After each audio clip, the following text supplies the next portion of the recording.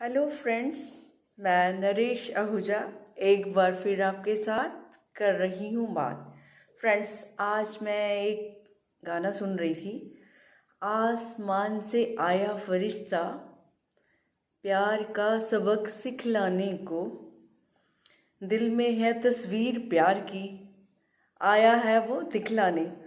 तो एक तो हमारा फरिश्ता है ही आसमान का, जिसकी छत्र छाया में हम जी रहे हैं, और एक जो धरती पर आसमान आया है वो भी उस परम पिता परमात्मा फरिश्ता ने इंसान के रूप में यहाँ भेजा है धरती पर। ज़रूरत है उसे आज पहचानने की।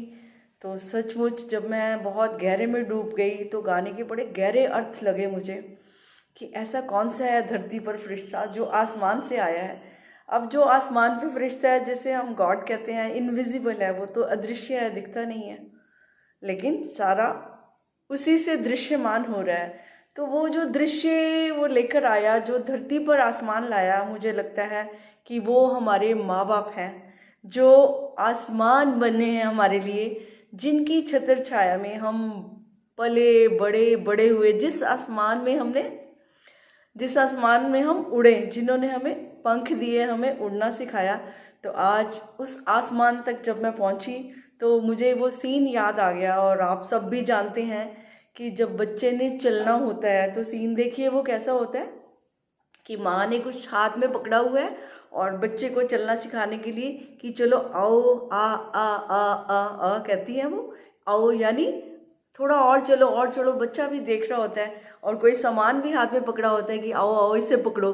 तो आ जब माँ कहती है आ और सामान भी उसके हाथ में है, तो मुझे लगता है वही क्षण होते हैं जो उसे माँ को आसमान का रूप दे देते हैं। और आसमान वो बन जाती है हमारे लिए। जब से बच्चे का जन्म होता है तो आसमान बनकर उसकी छत्र छाया में ही हम पलते हैं, बढ़ते हैं, बड़े होते हैं। और उस आसमान, उसमें माँ बाप दोनों ही होते हैं। ये तो आसमान का मैंने मीनिंग निकाल दिया, तो माँ बाप की छत्र छाया ही आसमान है असली। लेकिन इस आसमान को आजकल हम क्या हो रहा है, आसमान तो हमें सबको छूना है, बुलंदियों को छूना है, लेकिन एक, जैसे कि आपने देखा कि कभी हम किसी यात्रा में भी जाते हैं तो उस समय हमें अपना तो ख्याल रखना है, हमने तो आसमान छूना है, अपने सारे कार्य करने हैं, ठीक है। और लेकिन हम अपने सामान का भी ख्याल रखते हैं, अपने लगेज का भी साथ साथ ख्याल रखते हैं, उसको इधर उधर नहीं करते।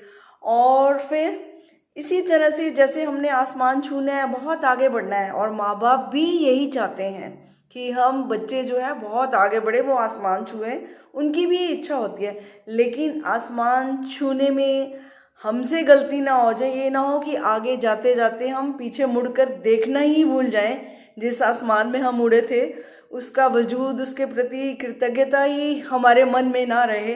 तो आज मैं यही सोच रही थी कि जितना मर्जी हम आगे बढ़ें, लेकिन अपने आसमान को सामान मत समझें, जो कि अक्सर आजकल हो रहा है। जो भी माँ बाप का सामान है, प्रॉपर्टी है, बिजनेस है, उस सामान को तो हम संभालना चाहते हैं, और इतने चतुर हैं कि सोचते हैं पहले से ही हमें मिल जाए, कि हम टाइम से ही संभालें। इतने सियाने बन जाते हैं, हम माँ बाप से भी ज़्यादा सियाने बन जाते हैं।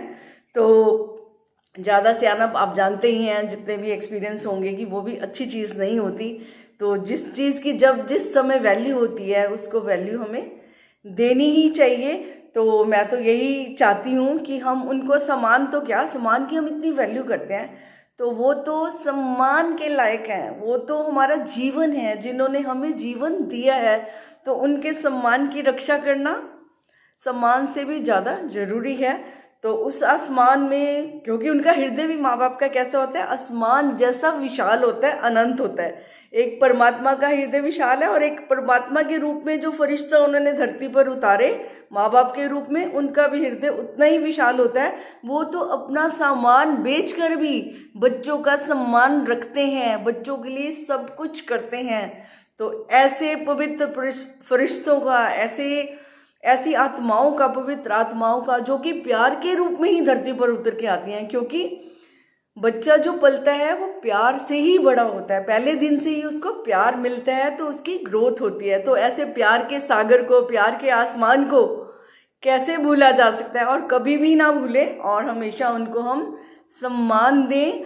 और अपनी विशालता, अगर वो आसमान है तो हम भी आसमान जितनी विशालता रखें अपने हृदय में, उतना ही प्रेम उनको, जितना उन्होंने हमें प्रेम दिया है परमात्मा, हमें भी इतनी शक्ति देना कि हम उस प्रेम की भरपाई तो हम नहीं कर पाएंगे। मुझे नहीं लगता कि हम कर सकते हैं एज ए बच्चे के रूप में, क्योंकि वो फिर शायद कुदरत ने ऐसा ही इंतज़ाम किया है कि जब हमें वो माँ बाप बुलाती है तो शायद उसी रूप में हम उनका ऋण चुकाते हैं।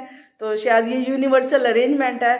तो मैं आज चाहती हूँ कि उस आसमान का, उस अनंत का, उस परमात्मा का भी हम धन्यवाद करें, बहुत बहुत, जिन्होंने हमें ये जीवन दिया, फिर जिन्होंने हमारे माँ बाप को भी जीवन दिया, फिर जिस माँ बाप ने हमें जीवन दिया। तो सभी के प्रति हम सम्मान, कृतज्ञता, ग्रेटिट्यूड, प्रेम से भरें और अपने जीवन को उसी रूप में, प्रेम के फरिश्ते ने हमें प्रेम सिखाया और हम भी प्रेम के फरिश्ते बनकर अपनी घर में, बाहर, अपने जीवन में बहुत सुंदर तरीके से उड़े। तो फ्रेंड्स, आज के लिए मैं इतना ही कहूँगी और आपसे विदा लूँगी। Friends, thank you very much, thank you.